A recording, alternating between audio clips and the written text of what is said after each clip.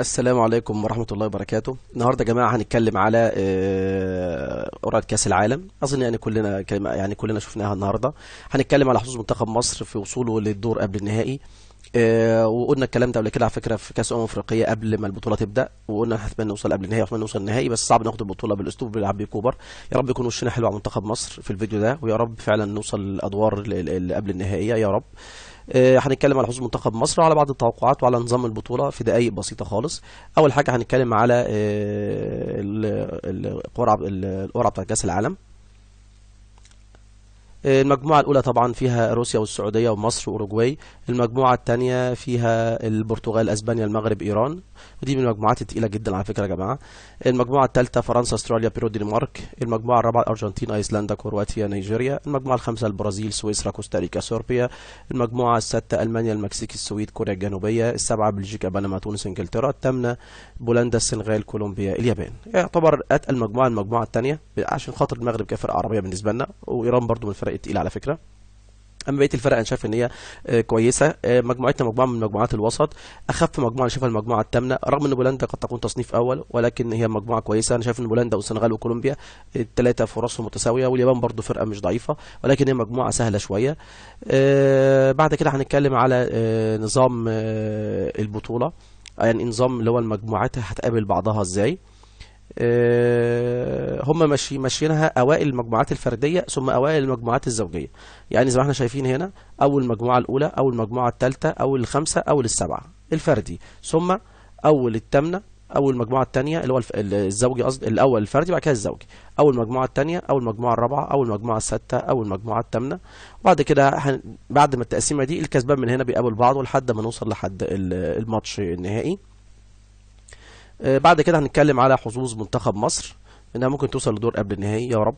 يا رب يا رب يعني نوصل كمان ناخد البطولة يعني. طبعا هنشوف مصر يعني ان شاء الله باذن الله لازم مصر تطلع اول، ويحصل مفاجأة في المجموعة الثالثة والرابعة والمجموعة الثانية، ان اسبانيا او البرتغال واحدة منهم ما يحالفهاش الحظ، وساعتها هتطلع المغرب او ايران تاني. ساعتها احنا مصر كأول هتلاعب المغرب او ايران، وهيبقى ساعتها يعني الوصول لدور الثمانية مش مستحيل، ان شاء الله نوصل لدور الثمانية. وان احنا بقى لو احنا هنعدي دور الثمانية ونوصل لقبل النهائي، ان الدنمارك في مجموعة فرنسا تطلع اول مجموعة، تعمل مفاجأة وتطلع اول مجموعة، وبالتالي هتقابل تاني مجموعة الرابعة، وهيكون غالبا كرواتيا، وهتقابل كرواتيا، وساعتها احنا ممكن نقابل الدنمارك او كرواتيا. وبرضه طبعا الماتش صعب جدا، كل الماتشات صعبة جدا، ولكن يعني مش نفس صعوبة اسبانيا او البرتغال او البرازيل او الفرق دي كلها. وبالطريقة دي ممكن احنا نوصل لدور قبل النهائي، ويا رب نوصل لدور قبل النهائي. هنتكلم بعد كده على حاجات بسيطة في حالة التعادلات. طبعا ده اللي هو ترتيب الفرق، ده مش مشكلة فيه، كلنا عارفينه. بعد كده في حالة التعادل، انا دخلت على موقع الفيفا عشان اشوف نظام المواجهات، بس ما شفتوش مذكور في الموقع. اللي موجود انا بقول في حاله استمرار التعادل بين فريقين او اكتر، بنشوف النقط الاول. طبعا اكيد مثلا الاثنين نفس النقط، بنشوف فرق الاهداف، يعني مثلا ده 6 4 موجب 2، ده 6 وده 3 يبقى موجب 3. طب لو الاثنين زي بعض يعني 4 1 موجب 3، 6 3 موجب 3، بنشوف اكبر الاهداف المسجله. طب تساوي في الثلاث حاجات دي كلها، ساعتها اللجنه بتعمل قرعه. ثم بعد كده هتكلم طبعا على توقعي انا في البطوله ديت، واتمنى يا رب التوقع ده ما يحصلش ومصر توصل للادوار النهائيه. انا شايف ان طبعا اوروجواي ممكن، ده توقعي طبعا الشخصي، ان اوروجواي تطلع اول مجموعه، وهتلاعب اسبانيا تاني المجموعه، البرتغال هتبقى البرتغال تاني المجموعه الثانيه. يعني اوروجواي هتلاعب اسبانيا، وفرنسا هتلاعب نيجيريا، والبرازيل هتلاعب السويد، وانجلترا هتلاعب السنغال، ومصر هتلاعب البرتغال، وارجنتين والدنمارك، والمانيا وسويسرا، وبولندا وبلجيكا. ثم الفرق اللي هتكسب، اسبانيا هتكسب وهتقابل فرنسا، وفرنسا هتكسب نيجيريا، هيقابلوا بعض الاثنين. والبرازيل هتكسب السويد، وانجلترا هتكسب السنغال، وهيقابلوا بعض الاثنين، هيقابلوا بعض هنا. البرازيل والسويد قابلوا، هي البرازيل هنا وانجلترا معاها. ومصر والبرتغال غالبا مصر هتطلع، البرتغال هتكسب، والارجنتين والدنمارك غالبا الارجنتين اللي هتكسب. المانيا وسويسرا غالبا المانيا اللي هتكسب. بولندا وبلجيكا غالبا بلجيكا اللي هتكسب. ثم من اسبانيا وفرنسا غالبا اسبانيا اللي هتكسب. برازيل وانجلترا غالبا البرازيل. البرتغال والارجنتين غالبا الارجنتين. المانيا وبلجيكا غالبا المانيا. ثم المانيا هتكسب الارجنتين، وبرازيل تكسب اسبانيا، وطار البيت بقى بتاع 7-1 ما بين المانيا والبرازيل.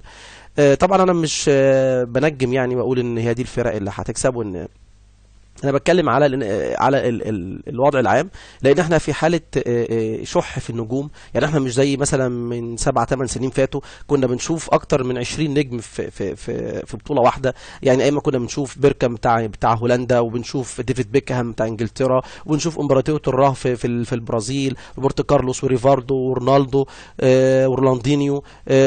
كنا بنشوف نجوم، كان لسه كريستيانو رونالدو صغير في البرتغال، وكان لسه نجوم اسبانيا راؤول جونزاليز. كنا بنشوف نجوم كتير جدا. وحتى في الفتره دي كانت برضو مصر من الفرق القويه بس الغريبه. يعني مثلا كنا نروح كاس القارات مثلا ايام ما كان في المكسيك، وعملنا شغل جامد جدا، وقطعنا المكسيك في المكسيك، وكنا كسبانها 2-1 وتعادلت معانا بالعافيه 2-2، لدرجه ان جماهير المكسيك سابت اخر نص ساعه من الماتش وروحت، والمكسيك كسبت السعوديه 5-1، انما احنا خسرانين من السعوديه 5-1. نفس المفارقه دي عملناها في كاس القارات لما لعبنا البرازيل. يعني كنا خلاص يعني قطعنا البرازيل وخسرنا باعجوبه، وبعد كده كسبنا ايطاليا، ثم وصلنا لانجلترا اللي وصلنا نلعبوا امريكا في الاخر. لو كنا يعني خسرنا 1-0 او حتى 2-0 برضه كنا نصعد لقبل النهائي، ونخسر 3-0. فيا رب يعني منتخب مصر يعمل شغل زي اللي عمله في كاس الافريقيه، او زي اللي عمله كاس الافريقيه مش اللي فاتت، اللي قبل كده، او اللي في كاس القارات قبل كده. ويا رب نشوف مفاجاه حلوه في البطوله ديت، ويا رب نوصل لقبل النهائي يا رب يا رب. وكل سنه وانتم طيبين، وان شاء الله نحاول كل شهر نعمل لكم فيديو، ويا رب يكون وشنا حلو على منتخب مصر. وكل سنه وانتم طيبين.